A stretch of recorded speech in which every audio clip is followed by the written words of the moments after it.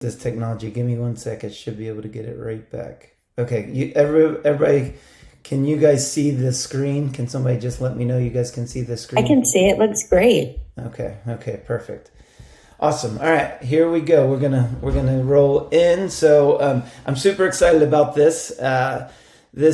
My goal here is to just really inform. There's lots. Nutrition is very complex. I find that it's hard to understand the like figuring out nutrition just because everything's conflicting. Not everything, but you're getting conflicting information coming from all sides. You've got the food industry who has their hands in manipulating things, which I think causes more confusion. Which we're not going to get into all this today. I can go off on tangents on all this. I'm going to keep myself focused and try to keep my ADD in order today. But my whole outcome of this is like I want to empower you to be able to make choices based on the things that we talk about today. Nutrition it's very broad, so it does expand out. My goal is always helping people with developing the lifestyle. And then just getting into lifestyle real quick. Lifestyle is forever. So that's going to be a combination of knowledge, building knowledge. It's going to be skills. It's going to be developing those skills. It's going to be creating habits.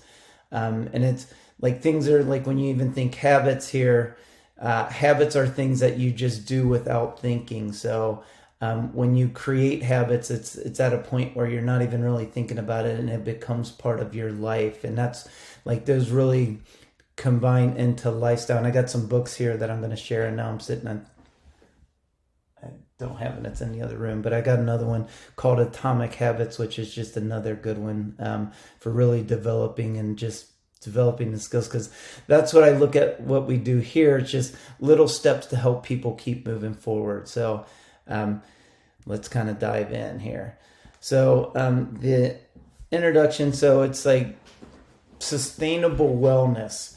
So we're gonna dive into choices, empowering and embrace a healthier lifestyle. So you can have clarity, because like as I sit down with people, people are always confused because there's so much information out there as far as like what a healthy diet is, like what is weight loss, how you should eat. You got all these different diets, you got all these different foods, and then you got the food industry throwing their tidbits in so they can sell their food, of confusing us even more on what some of the healthy alternatives are, because we'll have things that come out like clean food, for example. Clean food, you got people like clean is foods that it comes out of a tree, comes straight from the ground, comes straight from the animal. And the food industry will throw in processed foods, being like, oh, it's clean, it's got clean ingredients in it, and it'll put labels on that lead people to believe things are clean. But we'll try to just help clear up so you're clear and you can make decisions on all this as well. So the goal is to understand some of the fundamentals of healthy nutrition and weight loss, but really be able to empower you so as you read, because there's so much more than what I teach, and there's so much more everybody needs to learn for themselves.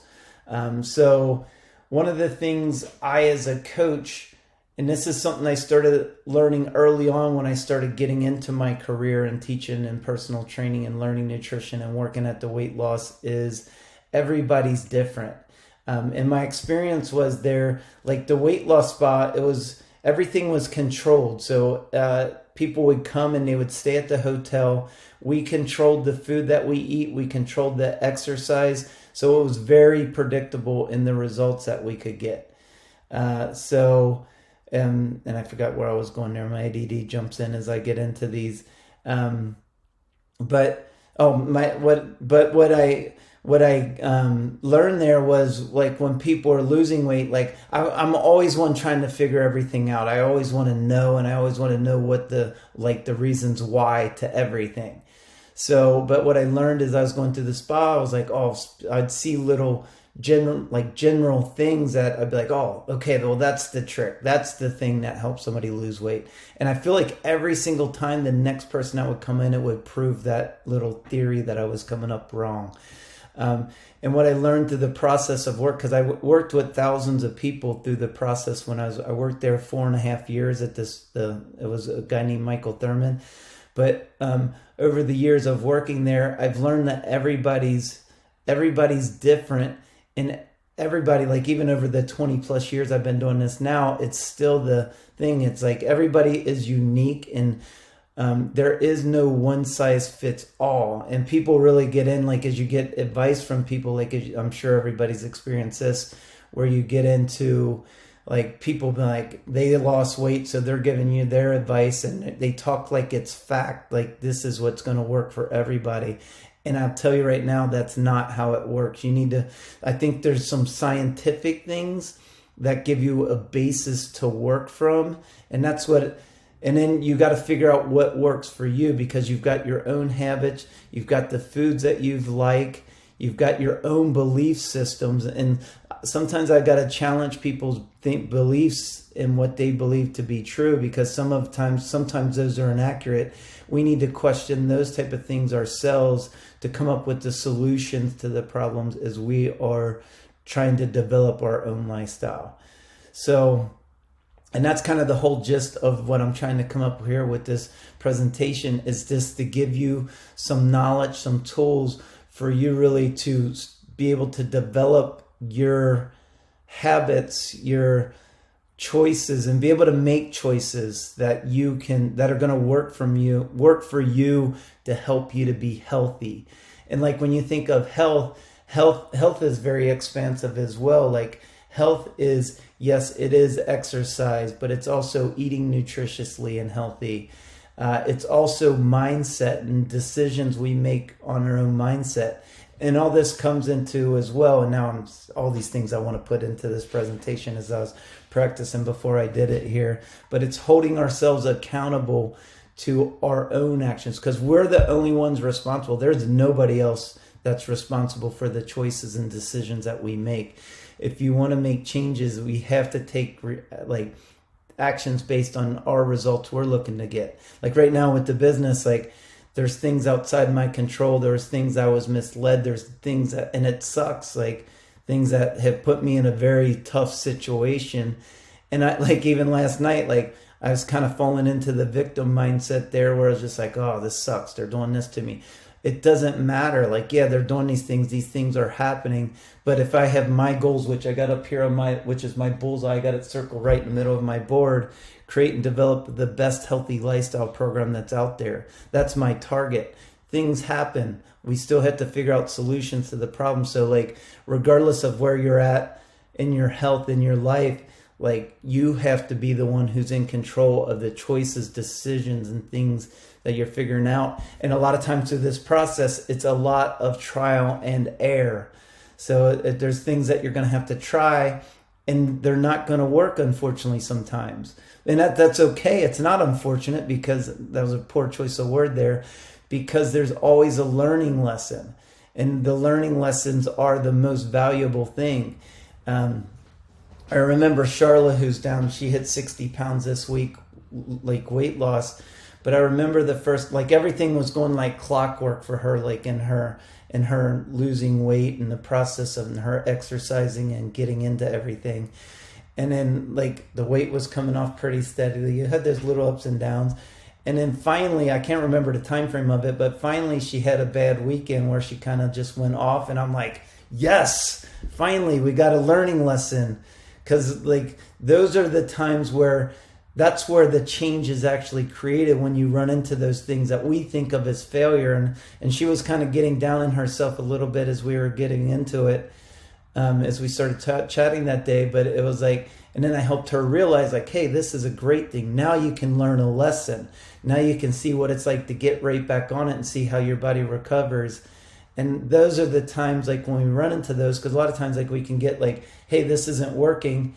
It's actually a great thing, because you can kind of take a step back, like, why isn't it working? What can I learn here? And those little things, when you do that, are the things that create the change, because those are the lessons. Generally, as human beings, we repeat the same things over and over again. And I see people do it here all the time. And that's my thing, trying to come up with solutions, because I need people as a coach. I need them to, because I can't do the work for people. Like, it's usually simple, and a lot of times is what the actions need to be, but the person who's has to take the actions needs to have come up with that realization themselves. And if you don't come up with those realizations, the change doesn't happen. And it's like that's as a coach, like, I can tell people, and people will follow a lot of times, like, what I tell them. But if you make the decision to do it, it's leading you quicker to the change. So anyway, all right, I'm going to continue here. Okay, so one of the important things, like with weight loss, it's calories. Calories are it is calories in, calories out. Like, and there's lots of aspects to understand, because I do believe personally that the type of calories you're consuming does make a difference, which we'll get into those as we get into this. But like, it does come down to total calories, and there's aspects of getting your body prepared to clean. Like, and the reason, like, with the program that I have, is like trying to get yourself to where you're eating really clean and disciplined for the first 30 days to get your body in a better position from a healthy state, because you're eating and making better choices to set you up so you can release weight better. But it does come into calories in, calories out. So calories in is going to be the food that you're consuming. So it's going to be the food that you're actually eating, whether they're coming from food or beverages. So it doesn't matter where they're coming. It can be broccoli has calories, and so does potato chips. So they both have calories. Are they created equal? I mean, I personally don't think so, but it's just from a broad standpoint of understanding weight loss, it is total calories, and the calories are what we take in our body, and our body is going to use for certain functions, like from everything that we do. And we got protein, carb, fat. I'm not going to go off on that tangent on the macros today. I'll talk a little about protein, but there is certain functions that the calories serve in our bodies, for energy, for building muscle, for hormone regulation, for hormones. And those are just some of the basics. But we're not going to get into too much detail of that today. Calories out, on the other hand, so calories in are the food and things that we're consuming, and then calories out are going to be the activities that we do. Like, our body's at rest, like our heart has to beat, our brain and our thinking, like these are just functions of our body going to use calories at rest, which we need, but those are going to be calories out. And then the physical activity, so our body functions that we need, just even fidgeting, like I fidget a lot, like I can't sit still, and those are little things burning calories. And then just the heart beating, the lungs, the breathing, like the thinking, like I said, all those things are calories of the way the body functions. And then the physical activities, the activities such as exercise, gardening, walking to work.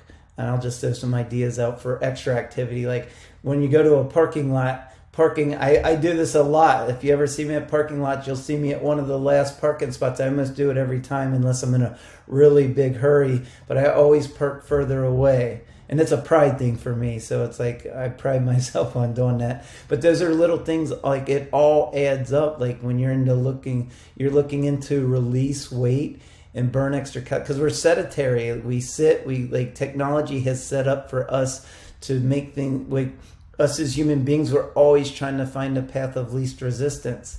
So we need to create the resistance to get better. And then in the case of losing weight, to burn the extra calories to be able to lose weight.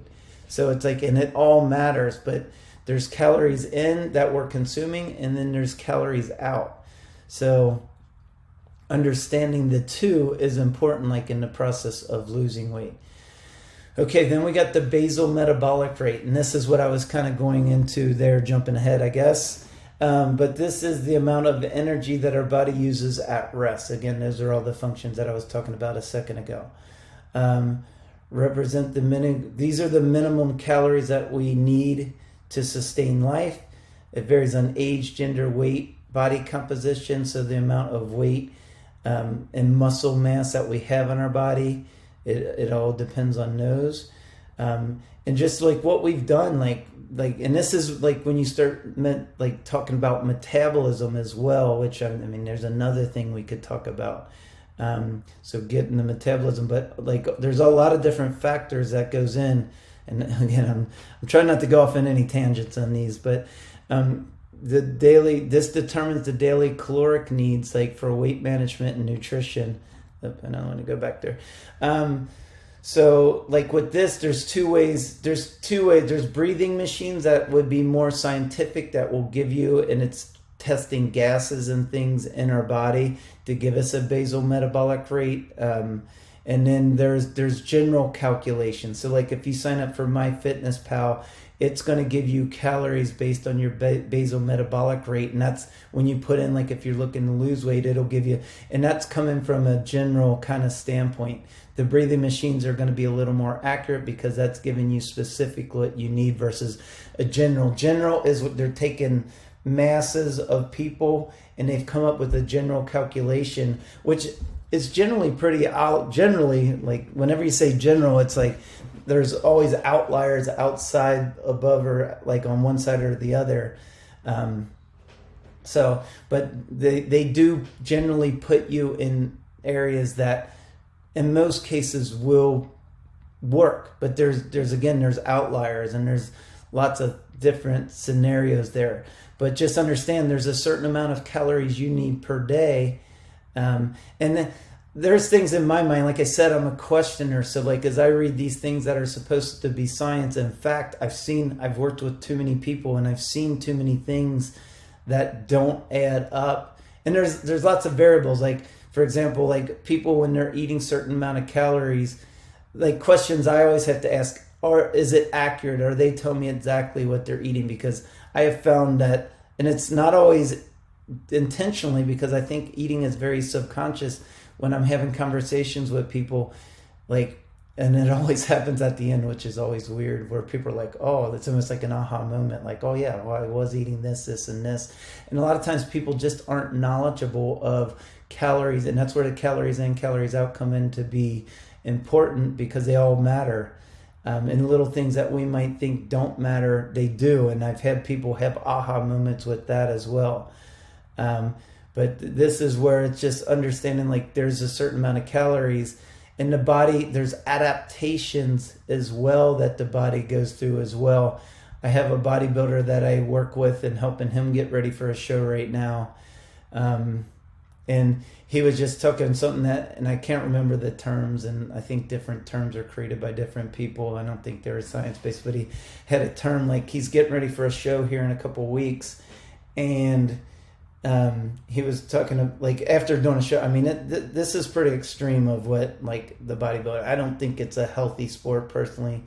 But the calories he's cutting right now, a lot of times after you're doing that, you want to be able to go off and eat whatever you want. And his goal is to be able to keep his body fat down at around a 9%. He's a little bit lower than that right now, but he wants to be able to maintain that for a longer period of time. And this goes into the adaptations, because the reason I'm talking about this, I feel like this is important for everybody to understand. But like, his calories of where he's at is going to have to be slowly increased. He's probably going to be, after his show, because he's working with another coach who's guiding him a little more, like with the eating show wise. But after like on the day or two before, and afterward, he's going to be just wanting to eat he's already said he's going to. So it's like day or two after. But if he goes from eating very little calories to all of a sudden eating 1,000 calories more per day, he's going to gain a bunch of fat weight. He had a term that he's in the whole bodybuilding world, so there's terms there.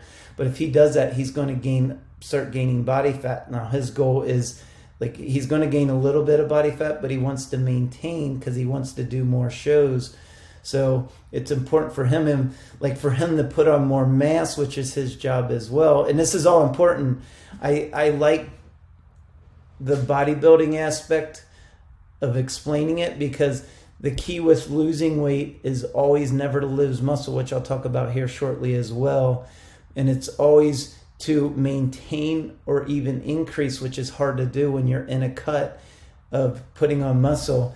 But anyway, if he adds calories too fast, it's gonna shock his body. His body will start gaining more fat weight. And bodybuilders understand this, like bodybuilders who are really into it. And that's the adaptations. Like, you got to allow the body to adapt. So with him, what I'm going to recommend for him is to try to slowly add the calories up, so we get those up. And it's going to be about a 12-week process from where he's at now. So his body adapts, and then we're going to get him into a building phase so he can put on more muscle mass. So that's where you need to put yourself in a surplus. So as we go back, and we were talking before, I don't want to go all the way back, but like the calories in, calories out, we need to put him in a surplus, which is going to meaning he is eating more calories than what his body needs. It's going to be easier for him to put on mass and muscle, but we don't want to do too much because we don't want too much fat to accumulate. I made this mistake with my coach it was not a mistake. It was a decision I consciously made. And I regretted it after, because I'm like, I preferred where I was at. But anyway, that's a different subject. Okay. I hope this is helpful for everybody. And I'm going to have a Q&A after this. So if anybody has any questions, definitely take some notes, write them down. So importance of the calorie deficit for weight loss. Like, you have to eat less than what your body needs when you're losing weight. If not, you're not going to lose weight. I mean, that's a fact. Like, you will not lose weight if you don't put yourself in a calorie deficit. So if you're ever wondering why you're not losing weight, you're probably not in the deficit that you think you are. And I find that almost the case with everybody. Now, again, I'm going to try not to go off in any tangents, but I'll try to use points on like this. Like, when I've had a lot of people with weight loss surgery, so they're forced where they're eating very low calories. And it's kind of similar to the bodybuilding example. Like, you go very low calories, and then like what happens there is like, anyway, I don't want to go off on a tangent here. I'm going to keep myself focused. But with the weight loss example, like, they're forced to eat lower calories. So of course you lose weight really fast when you go from, because in that case you can't eat, or you literally a lot of times get sick. And it's very important to make sure you're getting protein there as well. But what happens there is like depending on the one, but the stomach can expand and people start being able to consume more calories. And again, like, you put yourself in the surplus there. And then the adaptations, like, there, it's hard to do, but you got to slowly build up. But if you're looking to lose weight, you do got to put yourself in a calorie deficit.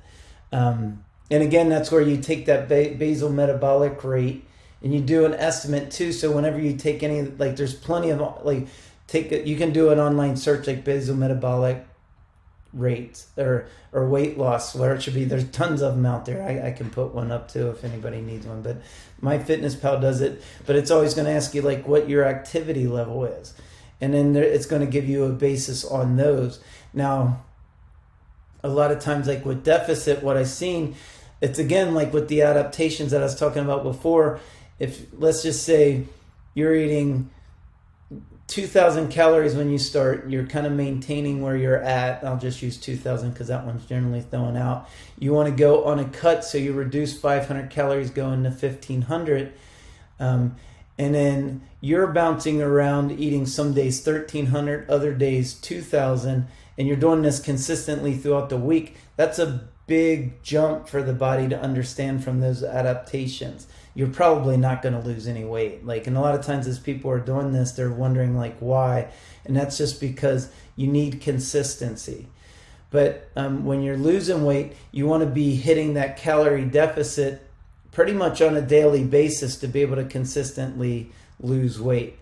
And there's no other way to do it. So it's like there is going to, and this is something interesting. I'm a big fan of Peter Attia, and like there has to be some like when you're putting yourself in, there's going to be a restriction. And this is just, I'm just going to chat about this for a second. The restriction needs to be like eating, this is the deficit, but a lot of times like you're also taking away foods that you might have been eating for a long time and you have to get your body acclimated and used to. So with that, it's like just getting yourself into mindset, like there's going to be a restriction. You're going to be in a deficit. Because when you're in a deficit, think about it, you're in a deficit. So you're going to be a little bit hungry through the process, like as you're losing weight. And that's one of the things, like you do get used to it. Depending on the type of foods, cravings, and everything else, there's effects with that as well. But anyway, the deficit, this has to do with energy balance. You don't want to cut too much because then you're going to be really hungry, and you want to just find that right amount to get into fat loss, metabolism regulation. And again, like that's what you're trying to get your metabolism to run faster. And if you want to put yourself in a deficit with exercise, that's what we do metabolic workouts at the studio here. There are things to speed up the metabolism. Sustainability. This is a very important one because this is like you want to do things that are going to be sustainable. Like very hardcore diets are not sustainable, and that's why the failure rate of people who you lose weight but gaining it back is like based on the statistics. I mean, you read studies where it's like I've seen studies 96% of people who do these hardcore diets gain the weight back. So you want to find something sustainable through the process of being in a deficit as well. So choosing the right foods. You want to go into clean foods and then versus processed foods. Now, again, I was talking about this a little bit ago. Clean foods are foods in their most natural state. Foods that are ingredients and not made up of ingredients.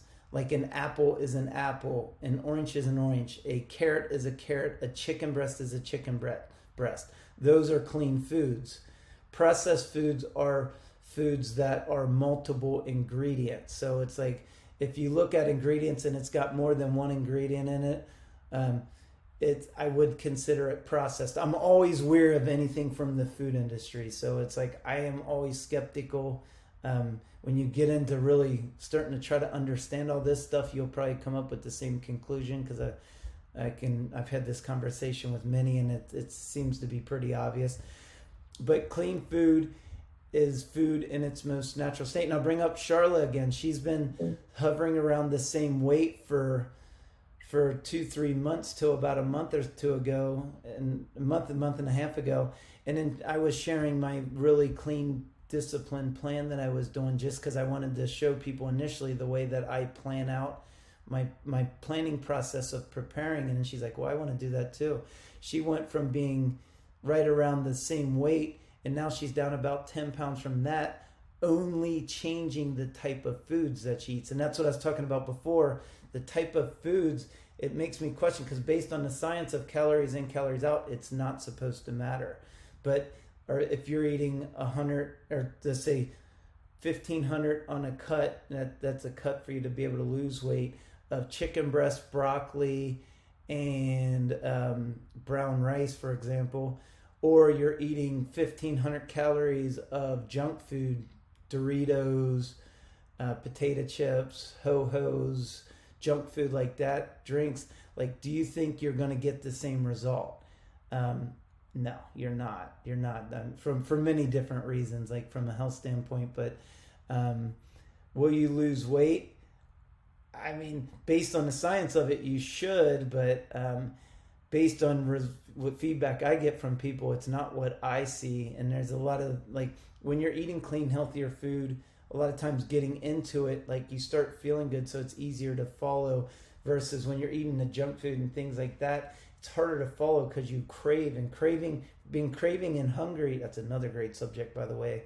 But craving and hungry, being hungry means you're actually hungry because you haven't eaten and you need food. Craving is things like, I find like like yesterday's an example, I had just a little bit of brownies, just a little sugar. It was probably like a quarter of a portion of it. I was craving sugar the rest of the day because of that. So just little things like that where I hadn't been craving the whole entire week till I had that sugar. So it's like, but this is what I learned for myself. These are the type of things that you need to learn for yourself. But just understand the difference between clean food and processed food. So food labels, and I should have put ingredients. I had her put ingredients on here. But learning to read food labels, this is very important. I'll just point out some of the subtle things. So you got the calories, which usually it'll have the calories here and then calories from fat. It'll have the serving size. I'm not going to go too much into this. The basics is just seeing the calories, because calories in, calories out, just seeing the calories that are in the food. The serving size, be aware, like really learn the serving size that is coming from the food labels as well. And again, you got fat, carbohydrates, and protein, which I'm not going to talk about today other than protein in a second. I'll go forever if I start talking about those. But just starting to be able to read food labels, and then the ingredients, like looking at the ingredients as you're trying to figure out what the ingredients are. Because ideally, if you're eating foods that are processed, if all the ingredients are foods you can like that grow out of a tree, come from the ground, come straight from the animal, that are ingredients, not made up of ingredients, it could be clean. Again, like whenever it's coming in a package, my red flags are always off, because I personally don't trust the food industry. But like with that being said, like it's going to be better choices if they're all foods that, like an apple or an orange on there, like those are going to be better food choices. So if you control it all and you're the one putting all those ingredients in, because arguably that could be argued as processed as well, then you're in control of it. You know exactly what you're eating, versus like, do we really know what we're eating? And then if you're getting all these other ingredients that are listed, like when you're reading all these things that who knows what they are, I feel like we're a human experiment that in 20, 50 years we're gonna be like, what were we thinking?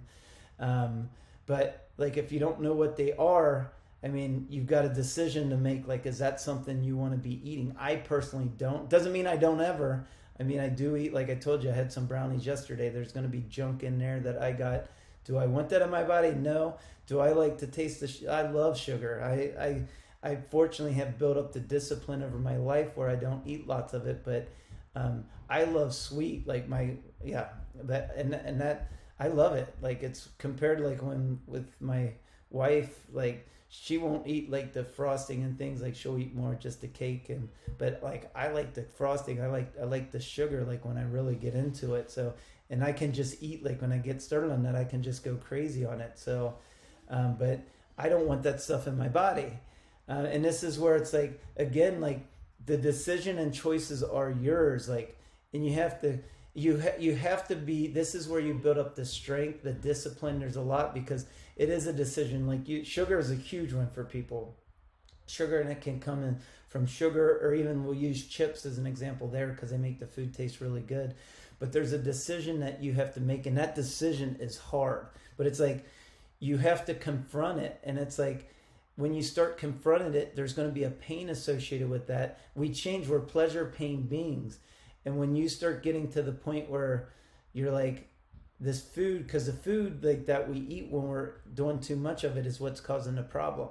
But being able to build the strength on that decision to be able to make the right choices, that's a skill that is developed. Everybody's going to be different in the length, but it's like, that's where you're working when you're running into that scenario, because that's where the change is really happening. When you're having that moment, because that's where the habit is, you're creating the space by being like, wait, question that. Is this what I really want to eat?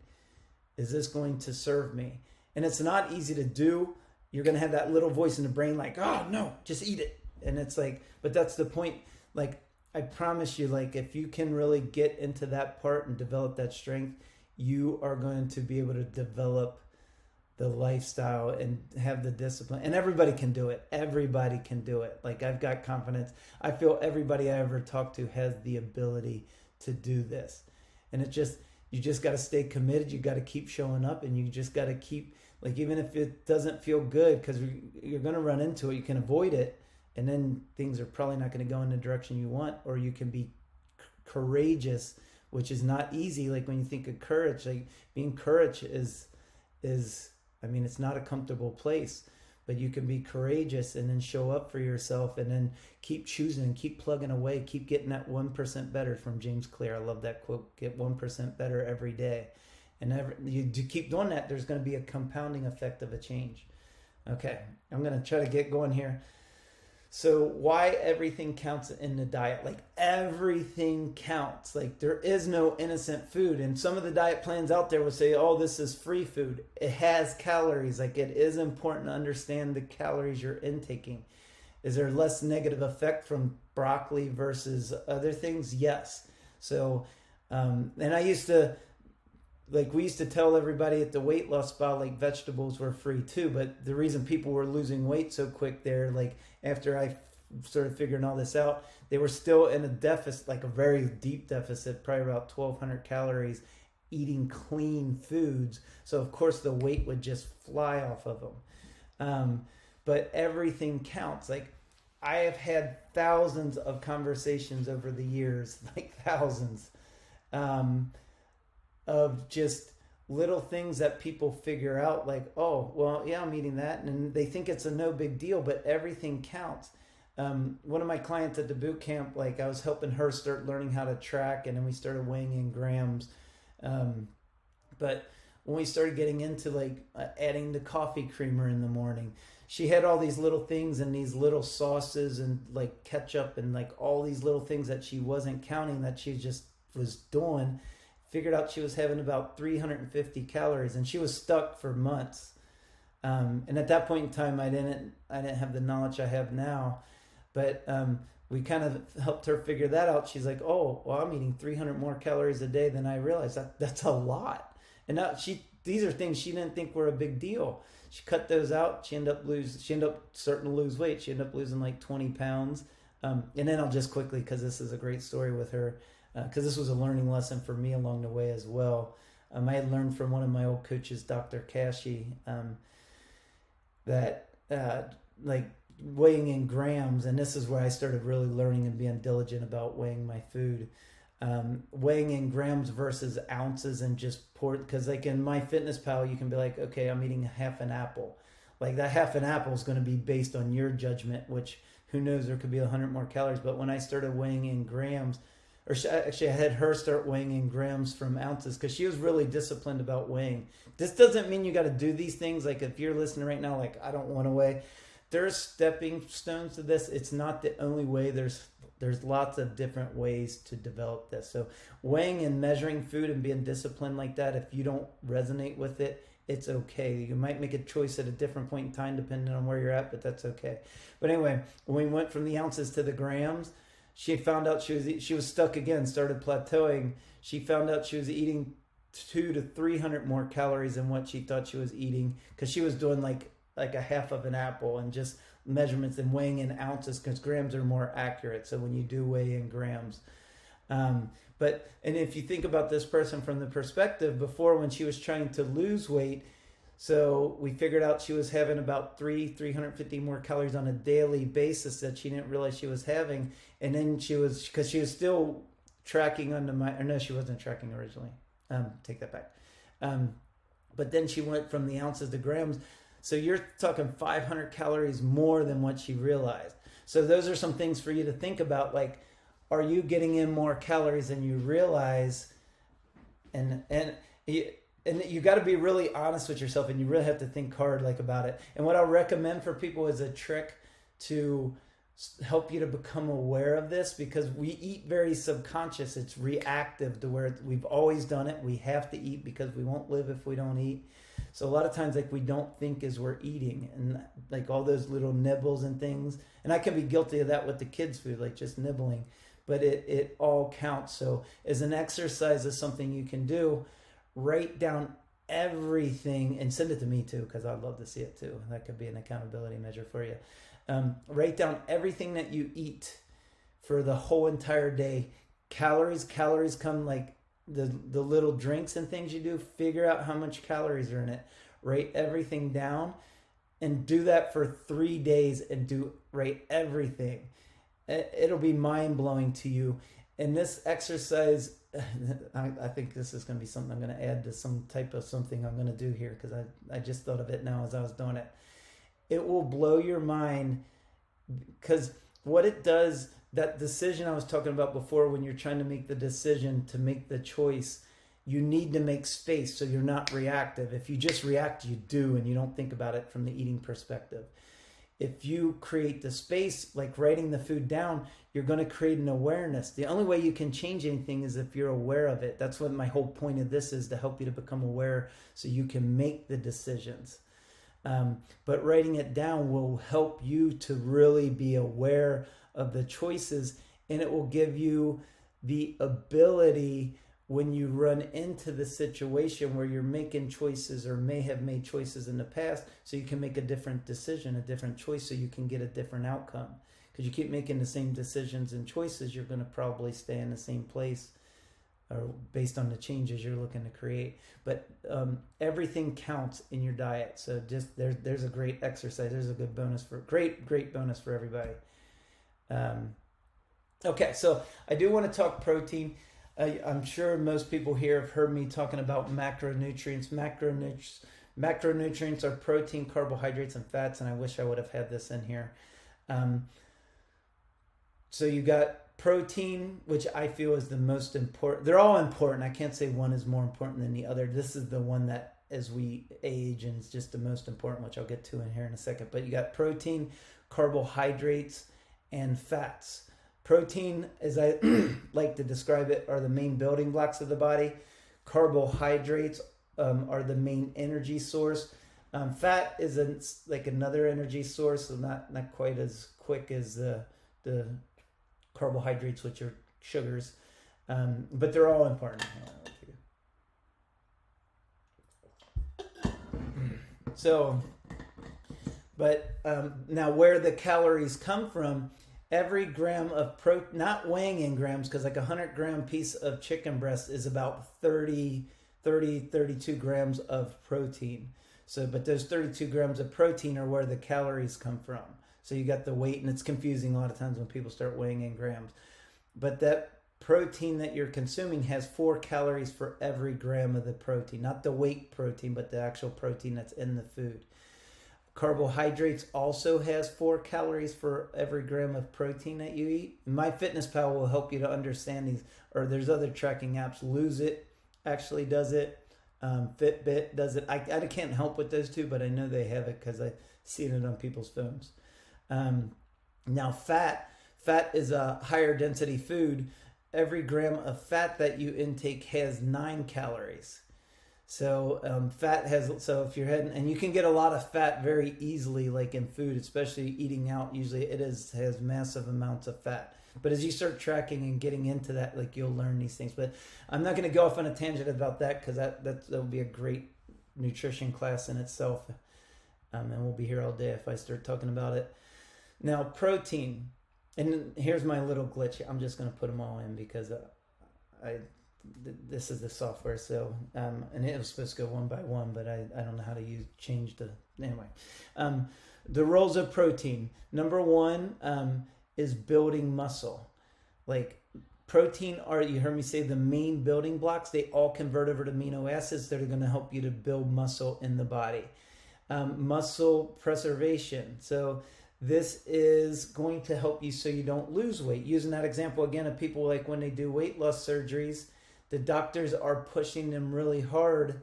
And I don't know if this is everybody, but this is just feedback I got, to get their protein, because they can't barely eat any food. They don't eat much protein. They're going to lose more muscle. They're already going to lose muscle. I feel like every single person who has weight loss surgery and they've lost a bunch of weight tells me how much muscle that they've lost.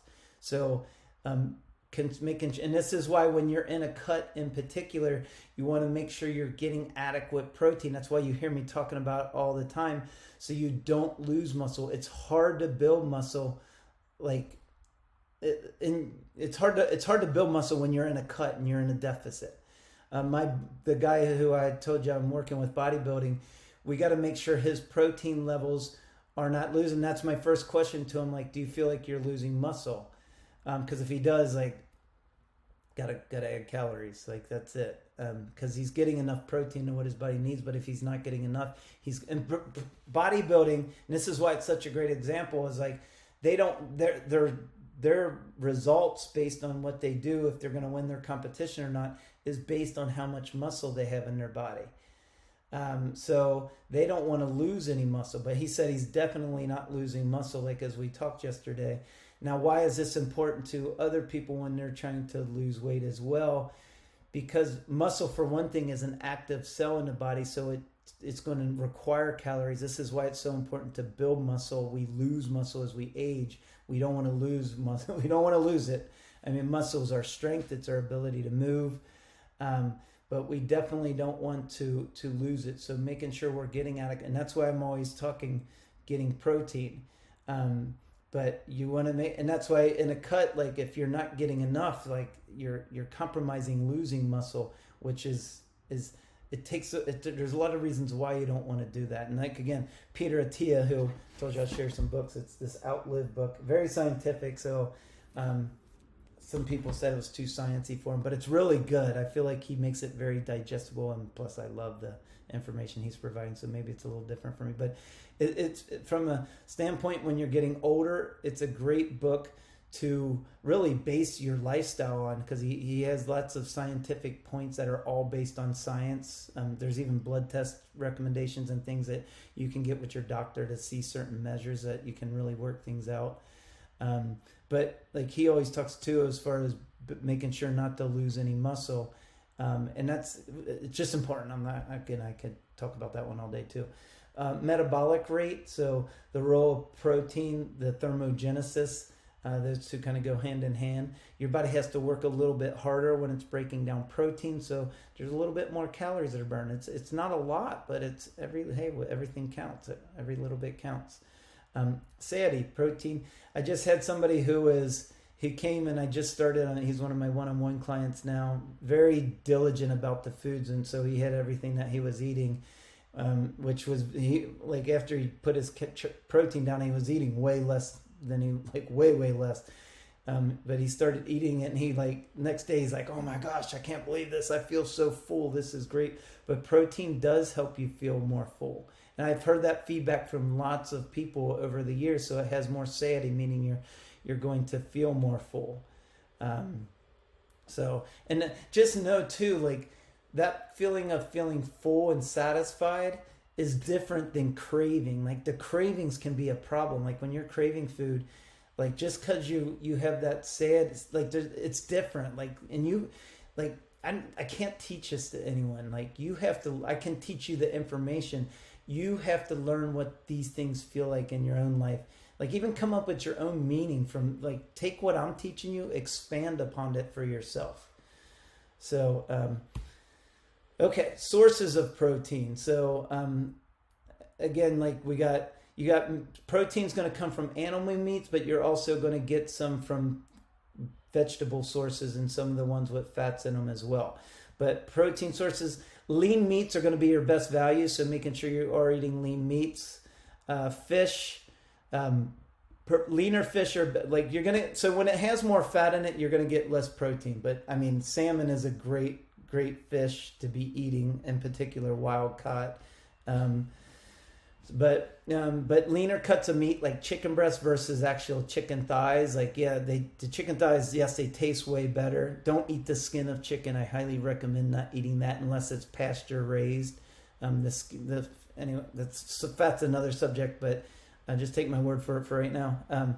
But leaner cuts of meat, you get more protein in than the fattier cuts too, so you get a value there. Fish, seafoods, eggs, dairy.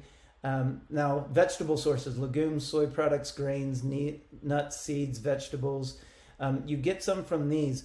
Most of these, like legumes, for example, beans, because a lot of vegetarians, I consider these carbohydrates. You get some proteins in it, but a serving of beans, weighed out for me, a serving of them, you get about, 28 grams of protein. I don't remember off the top of my head. Protein-wise, you get about 10 grams of protein. So you're getting more than double the amount of carbs. It's usually more than double in these type of things. Grains, too. Grains will usually even have a little less protein. little less protein and more carbohydrates. So you need to be aware of these things. Nuts and seeds. If anybody asks me what these are, I would consider them fats.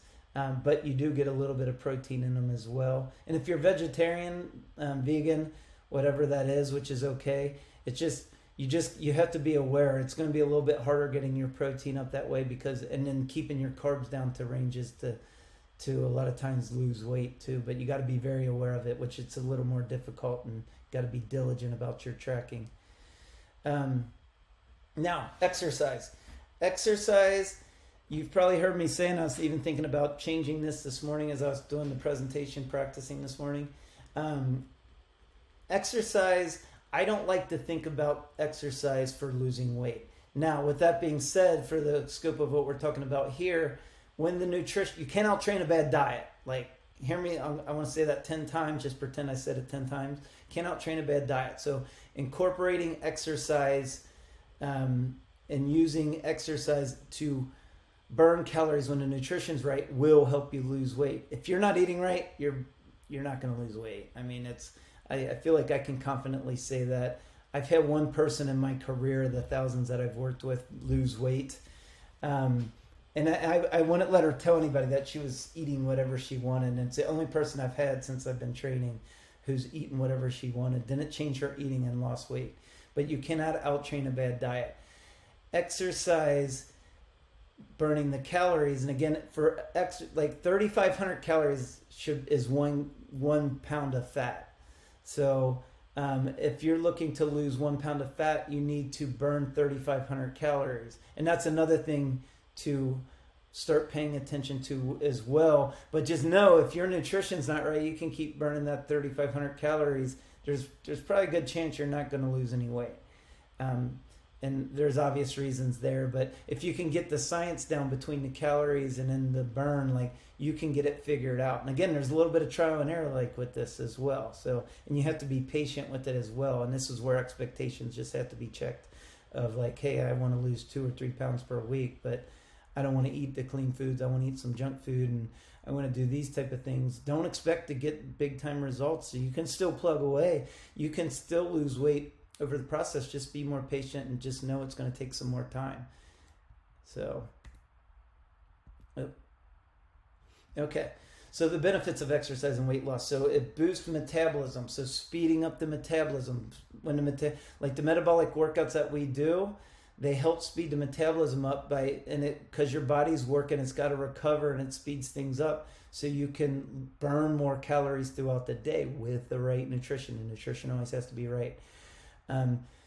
Exercise preserves lean muscle mass. So again, it's going to help you so you don't lose muscle. And one of the things I didn't have in here is it's going to help you to build muscle. That should have been number one. Actually, sorry, that should be number one. So increase energy expenditure, improves insulin sensitivity. So those are for diabetic. But just the way your body uses the insulin, enhances mood, improves motivation and confidence, promotes better sleep. That's the number one thing I hear when people usually come and start getting consistent with their exercise. Like, sleeping so much better. And that's because it's helping reduce stress, helping you feel better, getting some of the energy out. Sustainability and flexibility. So, but these are some of the benefits for the exercise. Type of exercise. These are the two I want to hit upon, but we've got resistance training and then cardio training. You got Pilates, yoga, and those things which can fall into the scope of either of these.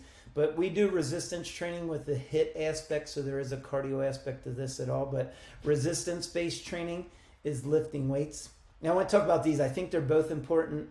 Most people I find are not big cardio fans, but resistance training is very focused on moving weight. So putting some weight-bearing resistance on your bones to build the muscle, but it helps with bone density as well. But you, like, building muscle, like the resistance training, you have to put a load on it. That's lifting the weight. But resistance training is going to be more lifting weights and strength and building muscle, where cardio training is going to be more cardiovascular, getting out there, getting your blood pumping. Cardio training is, I'm a cardio athlete, so that's my favorite thing to do. I do lift weights usually 3 times per week. So I do combinations of the two. I do 3 each usually, 3 each of each week. But the cardio allows your cardiovascular system, the pumping of blood throughout the body. Pumping of blood takes nutrients to the muscles and the areas of your brain, everything. So the better that works, the better your body will function. And then it takes the waste away, so helps you eliminate the waste. So a good cardiovascular system, the utilization of oxygen, all these things are important. So just to hit on those two real quick. Now, these two I want to talk about, starving yourself versus nourishing yourself. You don't want to starve yourself to lose weight. Going into the things of losing muscle that I was talking about before. You might lose weight, but go ahead and look at the studies. Like people who starve themselves to lose weight, your chances of gaining it back, there's so many things that say 90, 92, 95, 96% are your chances of gaining it back. So while it might feel empowering to cut the calories to an extreme level and having the discipline, like you can do that, but you're going to lose muscle, so your chances of gaining it back are going to be super high.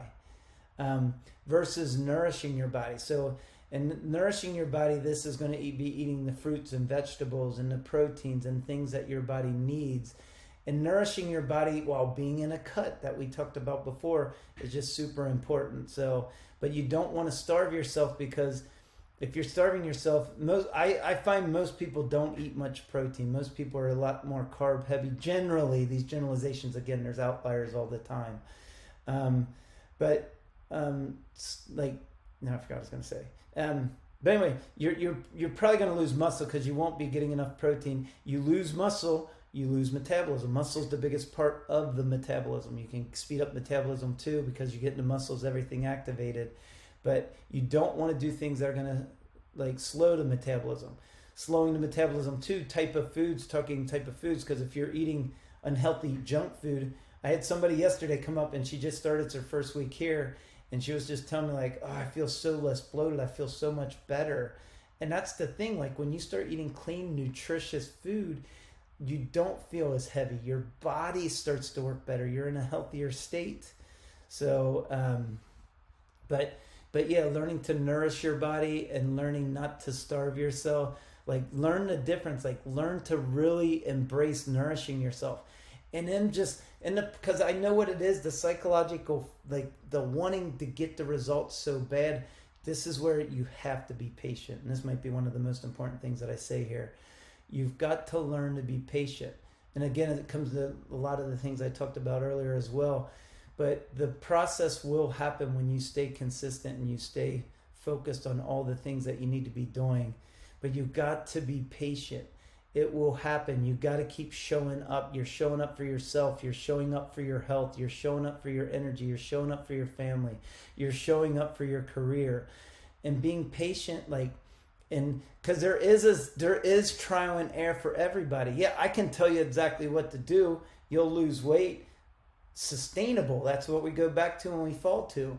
Yeah, we can start with things to kind of start building, but what you want to do, and the reason like even doing this, like you want to nourish yourself to be able to create your own lifestyle that you are in control of, because you've done the work, that you've gone through the trial and errors, you've gone through the pain and disappointment of not getting the result you expected. The expectations can be bad in that way, but it's like you kept showing up, you kept learning, you kept getting back up ever after you fall down. And it's like, but you got to be patient. Like you got to be patient, because a lifestyle never ends.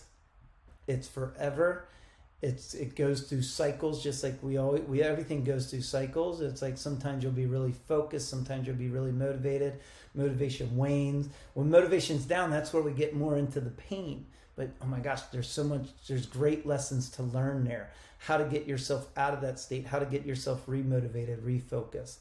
So, but really learn to nourish your body. Risk of over-nourishing. I took this from Peter Attia, by the way. So overnourishing means you're eating more calories than what your body needs, eating junk food, eating the type of things that are causing you to be unhealthy. You put yourself at risk when you're doing that and you're doing it consistently. A little bit here or there is not are okay.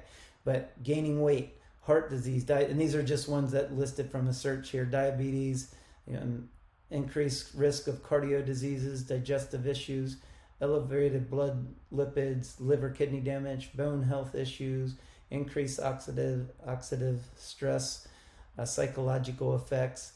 And I mean, just think of those, like when people are wanting to create a change, they are in a place that they're not happy. Like there's a pain, and it's like, if you can learn to take that pain and not being happy with where you're at and placing it on the junk food, the unhealthy foods, it will help you to make better choices, because that food could be responsible for the way that you're feeling.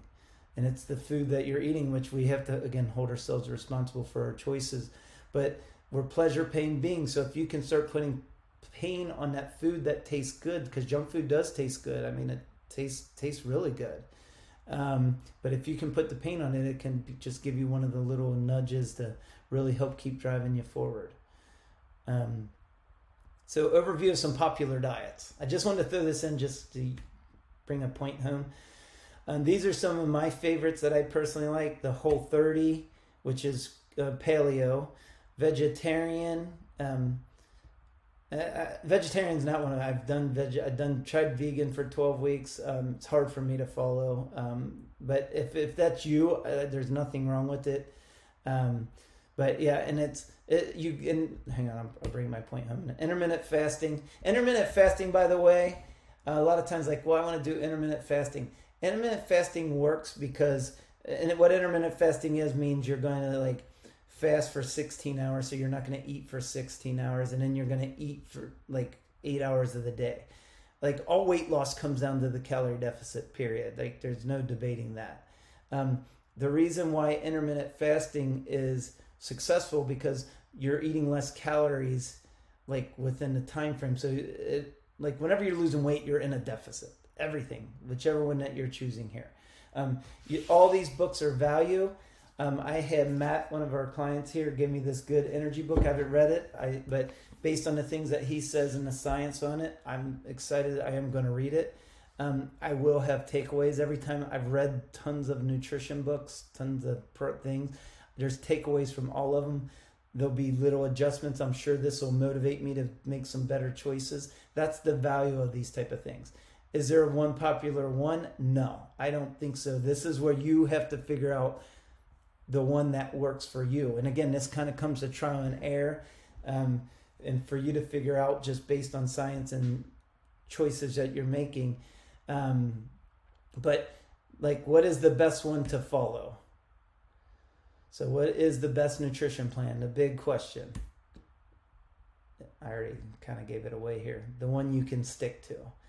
So, and I mean, that's what it comes to it. And that's like the bullseye, like your bullseye is you working towards your goal, learning to do the things that work for you.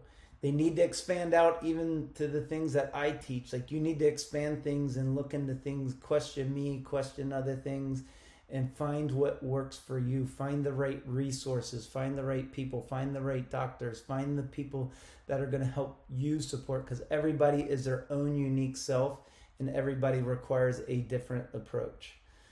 So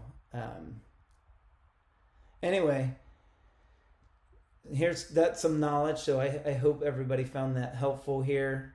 And I forgot what the next one. Yeah, question and answer. I thought that was the next one. So anyway, this is going to be recorded, so I am recording this, which I do plan on sharing. So if you're not comfortable with sharing, I recommend, I'm going to bring the screens up now. So if you want to hide yourself, if you don't want to be on camera, and then mute. So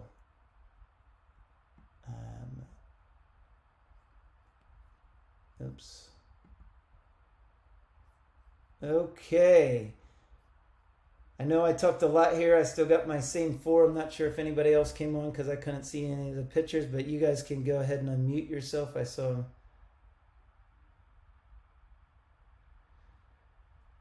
All right, Charlene, which book were you asking?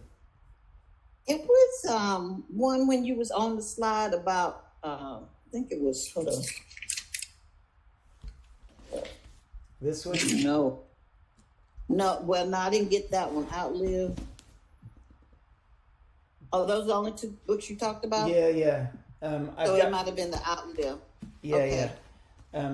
The Good Energy, I'm not going to recommend that one yet, but I'm pretty confident based on the information that Matt was sharing with me that it's going to be really good. Okay.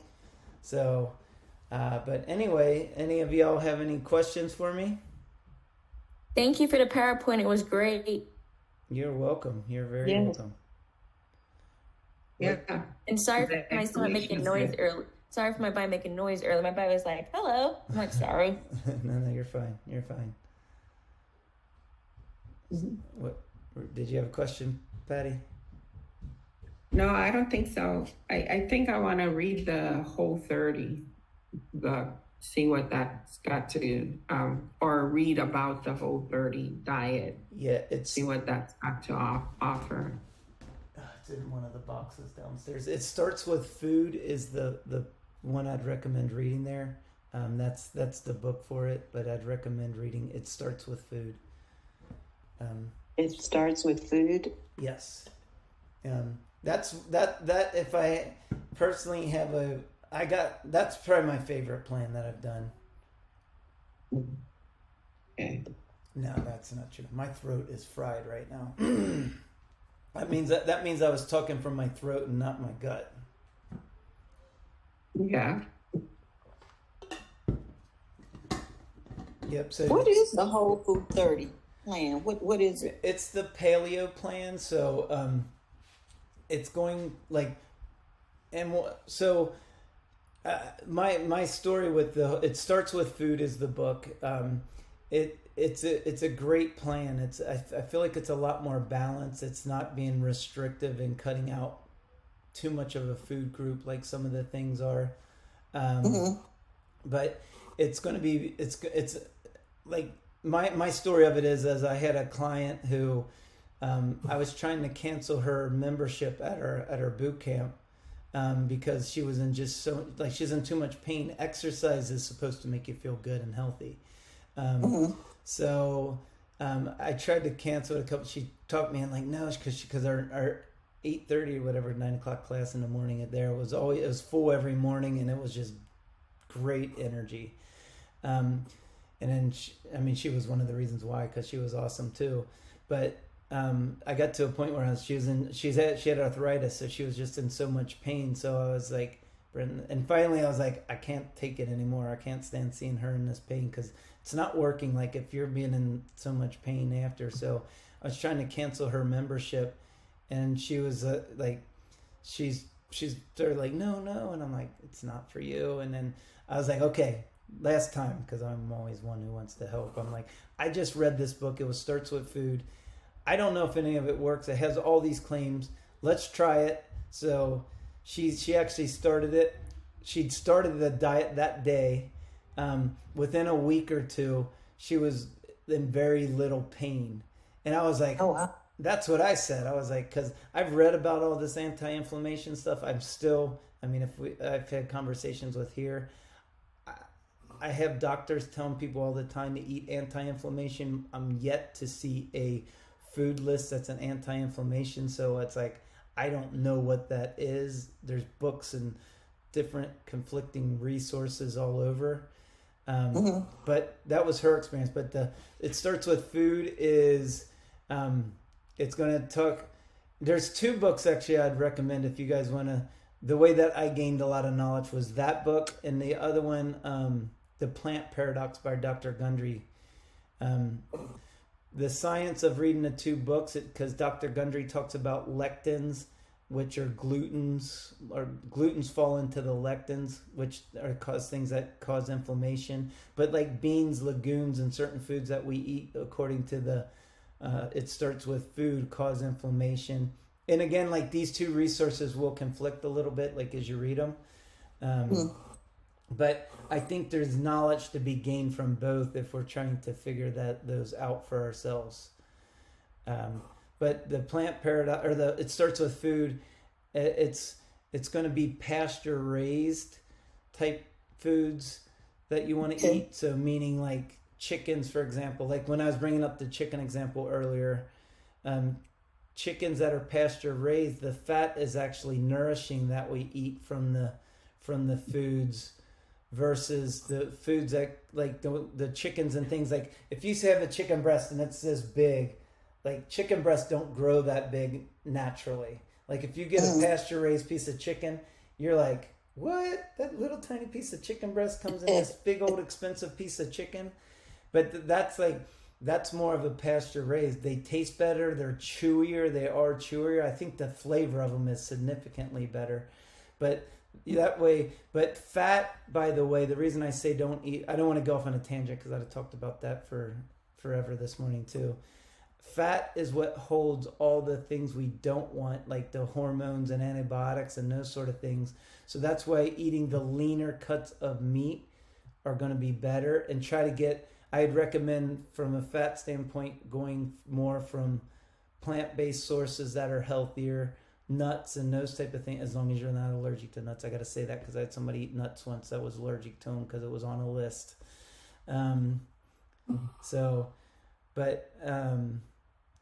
But nuts are like the healthier fats, and try to get health. But if not, try to get pasture raised. But yeah, it'll be very insightful, I think. And I think reading any of these books, I think, are of value.